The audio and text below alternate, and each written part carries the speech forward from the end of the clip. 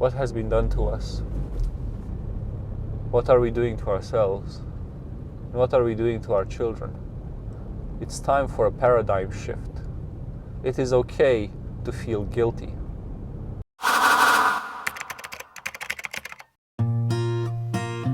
Feeling guilty is counterproductive.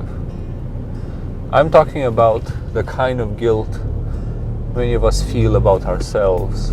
My hips are not wide enough. My dick is not big enough. My abs are not strong enough. I'm not doing more with my life. I'm not exercising enough. I'm eating unhealthy food. I don't find joy in what I do.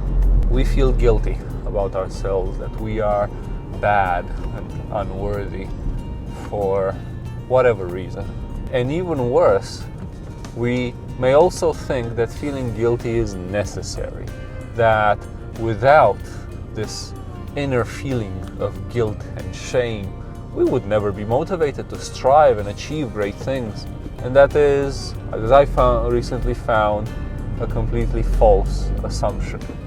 Actually, by and large, feeling guilty about oneself is counterproductive to whatever goal that guilt may try to achieve.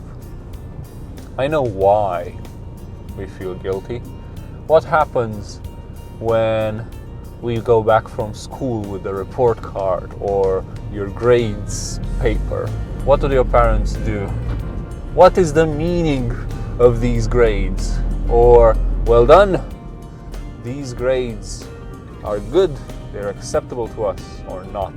If you want your children to get good grades, they will get good at getting good grades. But that's not the same as learning. Most schools and most parents are nuts about grades, not so much about learning. So what happens in the classroom when the history teacher, being passionate about history, which perhaps some are, tries to go off on a tangent and explain to the children a finer aspect of humanity's legacy? Teacher, will this be on the final test? In other words, should I care at all about it? Because I've been taught that getting good grades is what I must do. Can you see how the aspect of grades and feeling guilty if you don't get good grades stifles learning? Think about it. Think about yourself. If you learn something because you enjoy it, because you have the desire to know more, to discover some of the world's knowledge, doesn't it stick a whole lot better? Don't you stick with it a whole lot longer? Challenge yourself more because it is your initiative, your will to learn it, rather than for a grade where you, even if you aim for an A, you do whatever is necessary to get that A and that's it. What has been done to us? What are we doing to ourselves? And while you're watching this, please don't feel guilty about feeling guilty, such as, oh my God, yes, I'm feeling guilty about all of these things and that's what's standing in the way of my success. Now I feel guilty about feeling guilty. No, it doesn't work like that. It works just like an orgasm. The more you want it, the more you feel pressure to achieve it, the less likely you are to do so. It's ironic, perhaps counterintuitive, I don't know. But the more you get punished and guilted and rewarded towards doing something, the less likely you are to do it because you want to, or you do it deeply because you're just chasing a reward or avoiding punishment. That's not all there is to it. We think that it is necessary. That's the whole folly of it.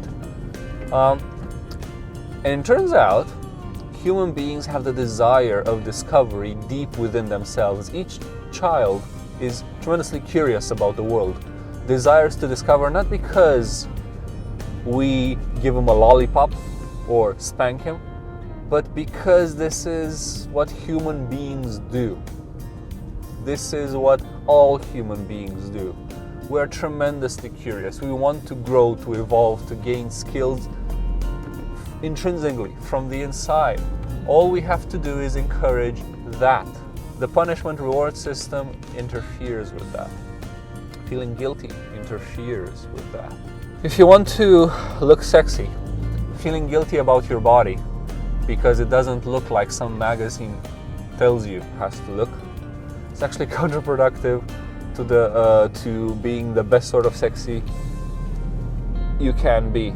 Feeling pressure to achieve into an exam, doesn't it make you nervous? Doesn't it make you actually achieve less than you would if you studied for it because you wanted to, because the knowledge that you would gain is useful for you, and because it's fascinating, it's interesting to learn what has been done to us. What are we doing to ourselves? What are we doing to our children? It's time for a paradigm shift. It is okay to feel guilty, because it's actually very difficult to snap out of it, to change these pathways that have been enshrined into us, internalized. It is okay to feel unsure. It is okay to disregard grades and external standards of beauty and external standards of success. Feeling guilty about not doing more with your life is actually counterproductive to the very goal you're trying to achieve. It doesn't make you do more with your life. It simply makes you guilty, trying to chase what other people define as success, not what you may be interested in. How many of these people do we know? And aren't we one ourselves? Aren't we all chasing what our parents, our siblings, our culture tells us we should chase, rather than be allowed to discover what it is that arouses our passion, piques our interest, and devote ourselves to that? Not all of us, though, because otherwise we wouldn't know what the difference is. It turns out people that are raised and encouraged to just follow their interests, to think creatively and critically, to have an inner feeling of worth just because they're human, not for any other reason than that, they tend to achieve quite a lot. They tend to stick with the problem longer. Try it if you don't believe me. Look at children who play a game and who are instructed that they receive a reward for doing something in that game, and look for children that are just allowed to play the game by themselves. Who sticks with it longer? You'll find that children who are motivated by rewards or punishments do the minimum necessary and then drop it, while children who are allowed to progress at their own pace and investigate at their own will stick with it longer. There's inherent limits to what you can coerce or guilt somebody towards doing.